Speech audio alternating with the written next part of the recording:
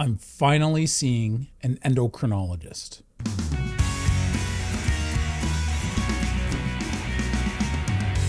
Hey, what's shaking bacon? My name's Bruno Panucci. I hope you're doing well. So, as many of you know out there, I've been doing strict carnivore for over 3.5 years. Now, the interesting thing about that is I've been dealing with high fasting insulin.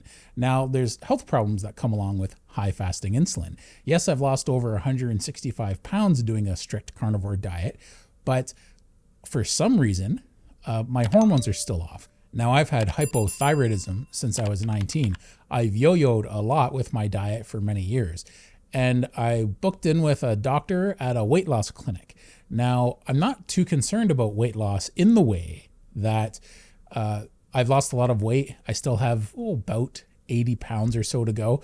I'm honestly going more by inches than weight. I care more about inches. So I want to try and maintain as much of my lean mass as I can while I lose weight. So anyone who's exercised while they're losing weight or exercised after they lost weight, you'll see that your skin tightens up and you can really notice a big difference in your physique and maintain or even put on weight with a proper diet and exercise regime. So I have this new endocrinologist and I had a phone appointment with her today. The first thing she tried to recommend, of course, was medication. Yes, she wanted me to go on Ozempic. And I was like, look, I really don't want to go on Ozempic. I'm not against medications. I think if you're a sick person and you need a medication, you should take it. But I explained to her, look, I'm not a car guy, but here's a bit of an analogy to help you understand where I am with this. If my car engine is leaking oil or burning oil, either way, every month I check my engine, I have to put a quart of oil in my engine. I want to not just put oil in my engine every month until the day I decide to sell that car or it explodes or just dies on me.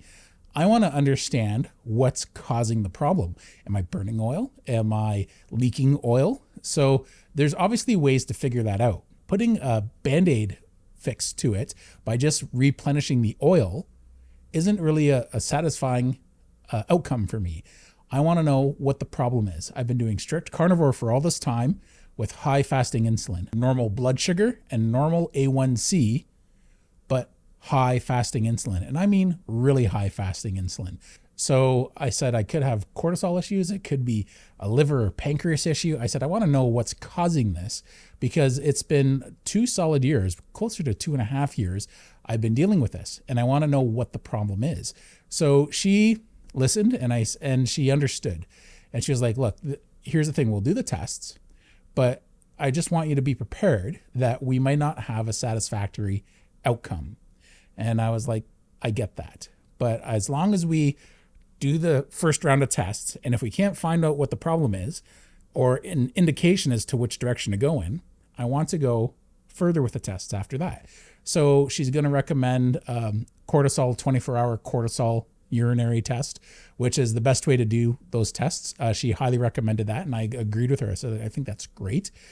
She's going to look into my thyroid because my thyroid stimulating hormone, every time I've gotten it tested, has been virtually non-existent. And there's low end, and I'm much lower than low end. Clearly, my thyroid could be a problem here.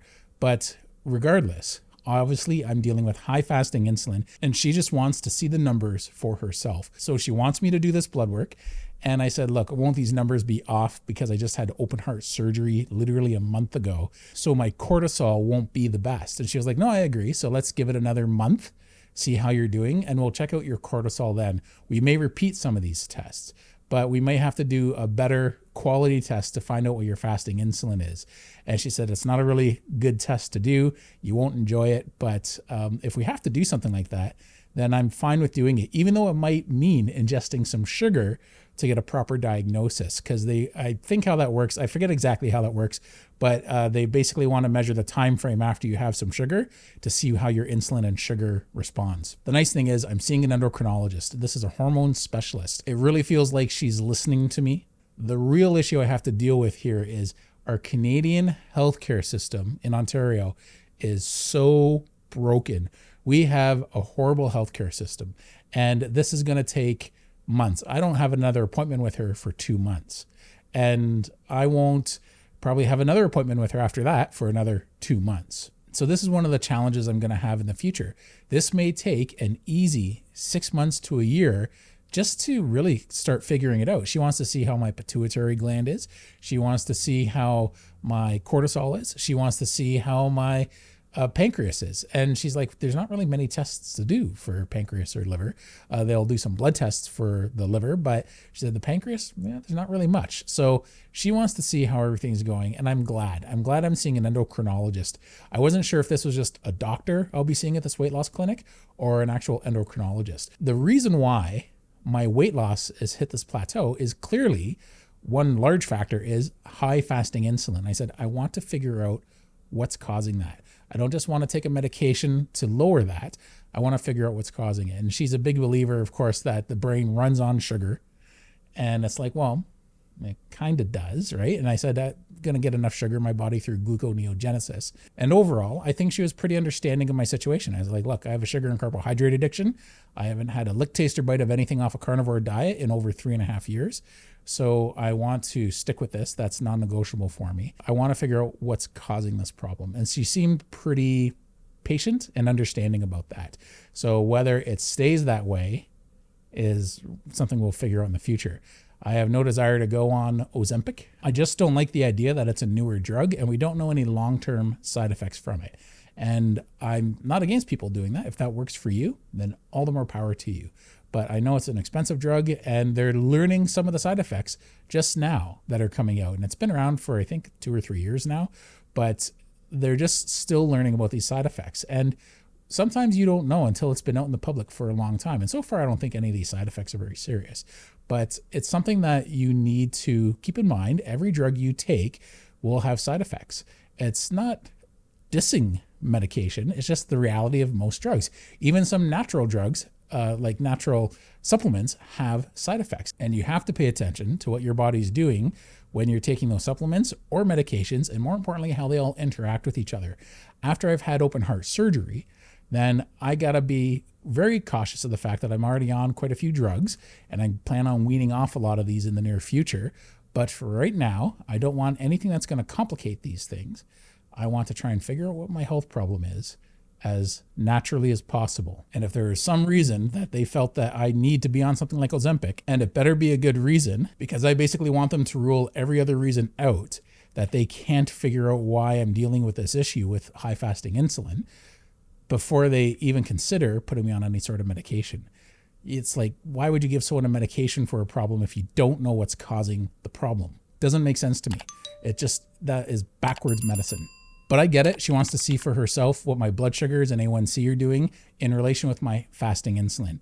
I explained it to her. I said, every time I've ever had them tested, except for one time, they've always been perfect with high fasting insulin. And the one time my fasting insulin was lower, it was still high. It was still off the charts, but it was lower than the other times I had it done. And I said, I think it might be because I rode my bicycle to the clinic that day. And that might have had an impact on my fasting insulin that morning. But anyway, this is going in a good direction. It's going to be, I think, a more difficult diagnosis. I doubt the first battery of tests are really going to show us much, but hopefully they give us an indication of what area we need to look into, whether it's because they've ruled things out and they're like, okay, these aren't areas of concern, but we haven't looked into this more serious issue yet. So now it's time we branch out and look into some of the more serious possibilities.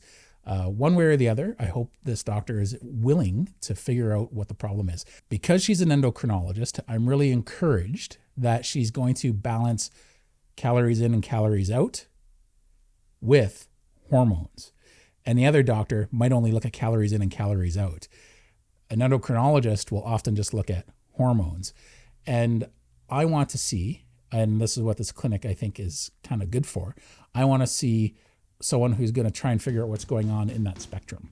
And we just have to figure it out, and it's going to take time. Anyway, thanks a lot for tuning in. Take care. I'll see you next time.